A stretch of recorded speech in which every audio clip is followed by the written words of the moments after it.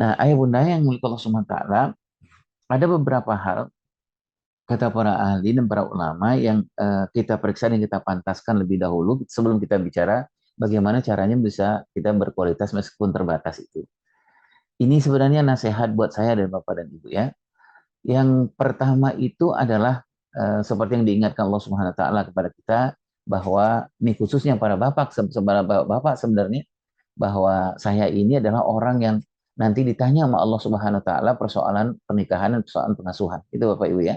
Jadi saya adalah orang yang paling depan nanti kalau kita baca kitab-kitabnya Ustadz Abdullah Nasir Ulwan tentang Tarbiyatul Aulad Islamiyah dan kitab-kitab tentang pendidikan anak dalam Islam itu mengatakan betul bahwa saya sebagai seorang bapak nanti dalam Yaumul Hisab itu saya berdiri paling depan gitu Bapak dan Ibu ya.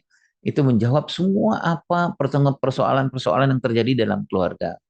Nah, apa yang harus kita lakukan, Bapak Ibu, yang harus kita periksa, yang kita pantaskan itu tiga hal yang paling penting sebelum kita nanti bicara soal teknis bagaimana kita berkualitas meskipun terbatas.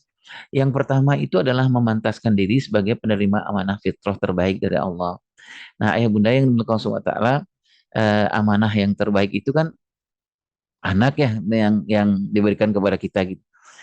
Misalnya apakah nanti kita akan membicarakan misalnya saya gitu punya anak sekitar umur 6 sampai umur 7 tahun. Nah, saya satu hal yang harus saya lakukan itu adalah mengevaluasi kembali, memantaskan diri saya adalah seorang bapak yang bisa menerima amanah yang Allah berikan bagi anak yang berumur 7 tahun gitu Bapak dan Ibu. Seperti yang kita ketahui bahwa anak-anak di umur 0 sampai 7 tahun itu adalah amanah yang terbaik yang Allah berikan sepanjang hidup anak-anak kita. Allah memberikan amanah yang terbaik di umur 0 sampai 7 tahun itu seperti yang Allah berikan isyarat di An-Nahl 78 itu. Allah memberikan amanah kepada anak kita di usia 0 sampai 7 tahun itu amanah pendengaran yang baik, amanah penglihatan yang baik, amanah hati nurani yang baik gitu.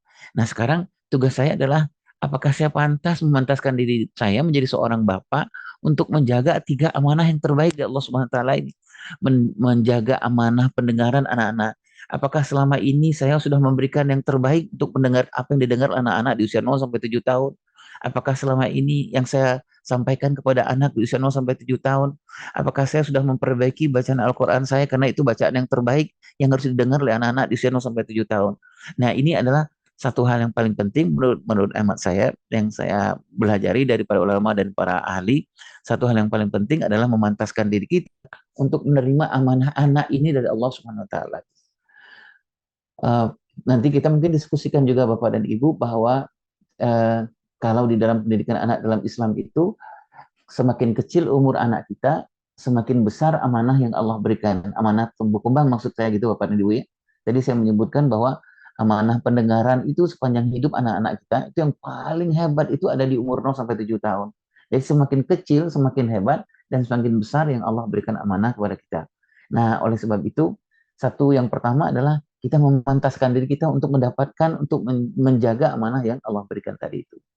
Yang kedua adalah bagaimana kita memeriksa dan menguatkan persoalan fitrah pernikahan. Nah, ayah dan bunda yang dimuliakan Allah di yang kedua ini apa yang kita periksa ada beberapa hal. Satu seperti misalnya memeriksa tentang roadmap pernikahan. Roadmap pernikahan itu kalau para ulama menyebutkan yang perlu kita cek adalah eh, sebenarnya gitu ya, sebenarnya antara suami dengan istri, ayah dengan ibu itu sudah sepakat belum ini pernikahan dibawa kemana gitu Bapak dan Ibu ya?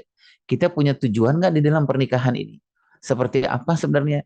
Kenapa banyak terjadi pertengkaran, perselingkuhan, susah ngasuh anak, kemudian banyak hal lagi yang terjadi karena bukan persoalan eksternal sebenarnya Bapak dan Ibu, tapi persoalan yang internal, persoalan yang paling besar itu karena memang antara suami dengan istri itu nggak pernah sepakat dan bahkan nggak tahu sebenarnya suami membawa rumah tanggamu kemana, istri membawa rumah tanggamu kemana, mereka nggak tahu sebenarnya tujuan seperti apa. Saya mengalaminya bertahun-tahun Bapak dan Ibu yang melakukan sholat. Kemudian nanti di yang kedua ini kita memeriksa juga soal kondisi pernikahan yang tadi saya sebutkan itu. Apakah rumah tangga kita ini sebenarnya serumah dan sejiwa atau sesungguhnya serumah tapi nggak sejiwa sebenarnya. Nah, yang ketiga adalah sabar dan syukur. Ayah bunda yang dimuliakan Allah SWT, sabar dan syukur itu, kata para ulama, ini adalah puncak dari pengasuhan anak-anak. Jadi, kenapa puncak dari pengasuhan anak-anak? Karena kalau dalam mengasuh anak-anak itu, Intinya adalah kita ikhtiar ya. Intinya adalah kita ikhtiar, manusia ayah dan ibu berikhtiar, keputusannya diserahkan kepada Allah Subhanahu wa taala. Kalau istilahnya teman-teman di Bandung itu adalah do the best, let's Allah finish it. Itu Bapak dan Ibu ya. Tugas kita sebagai Bapak dan Ibu hanya berikhtiar.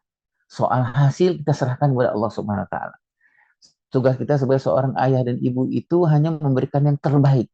Kemudian kita belajar soal parenting misalnya, belajar soal mothering, soal fathering, kemudian sholat kita perbaiki, agama kita perbaiki, pengembangan agama kita perbaiki, kita habis-habisan di bulan Ramadan ini tangis kita keluarkan, kita memohon kepada Allah, kita minta ampun kepada Allah, kita memohon hidayah kepada Allah, kemudian kita belajar kemudian soal parenting, hasilnya seperti apa? Itu mah bukan kewajiban kita untuk memikirkan. Kewajiban itu adalah haknya Allah Subhanahu wa taala. Apakah Allah akan memberikan hidayah kepada anak kita atau Allah akan menunda hidayah itu? Kita serahkan kepada Allah Subhanahu wa taala.